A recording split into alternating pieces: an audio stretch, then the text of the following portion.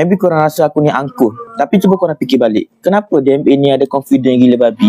Macam mana aku ni boleh confident gila babi? Mesti ada reason behind it. Orang biasa-biasa takkan ada confident macam aku, guys. Maknanya aku tak kosong. Sebab apa? Sebab aku adalah satu orang famous, man with influence dekat Malaysia yang paling kuat mental. Kau takkan jumpa orang yang lebih kuat mental compare tu aku. Aku antara orang yang paling kuat mental kat Malaysia, guys.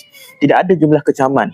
Sama ada kau kecam aku ataupun kau cancel aku, aku punya confident tidak akan runtuh, guys. And aku dah diuji beberapa kali, guys. And memang aku lulus ujian.